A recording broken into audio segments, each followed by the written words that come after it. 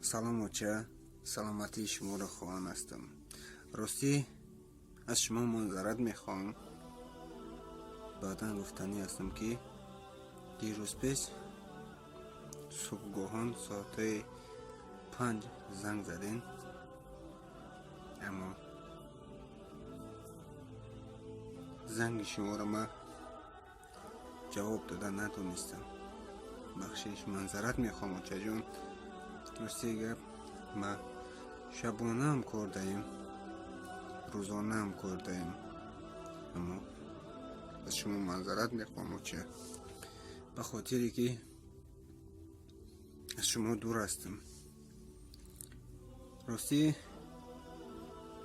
طول یک هفته پیش با من صحبت کردین، با من تماس گرفته بودین، گفتین بچم من راستی پنسیه دا برامدم، یکان کمی هم باشه مبلغی باشه روان کنین، شاید که من خود را نامنویس کنم و شاید که صاحبی پول شم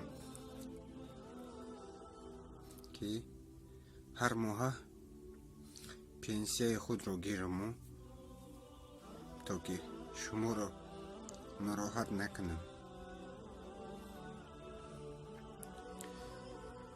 اما از شما معذرت میخوام بچه جان، از شما خیلی معذرت میخوام بچه. شاید که شما که ندونین ملک بیگانه چگونه است. گاه انسان ها در بیرون است، گاه انسان ها در درون است. راستی گپ بخشش که بچه جان قرض فرزندی هم رو ادا کرده نتونستم، قرض فرزندی هم رو ادا کرده نتونستم. بخشش بچه سلامتی هم خوب نبوده، چرا؟ از حساب سلامتی هم خوب نیست، کار رو به پیش بردن نمیتونم بچه. اما نام مردی داریم، سلامتی نامرد منکده بچه. از شما معذرت میخوام بچه جان که قرض فرزندی از ما ادا کرده نتونستم بچه. خیلی معذرت میخوام،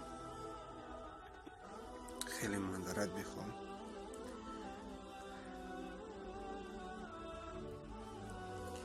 بخشی بچه جان، خیلی دوست دارم بچه.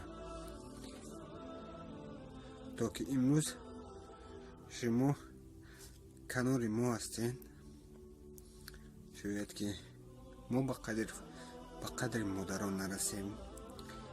انسان هایی که به مادر است، شاید که ما از همون نفرها عبرت گیریم، از اون نفرها عبرت گیریم. بخشش بچه جان، با همه برادرها گفتنی هستم که اما مادرم در برک مای هیچ از حساب مادر تنقیصی ندارم. شاید که به شما رساندنی هم که به قدر مادرای خود رسید. التماس کمی هم باشه، زحمتی هم کشیده باشی، اما در بیرون هم خوب کن، نمون که مادر ناراحت شود.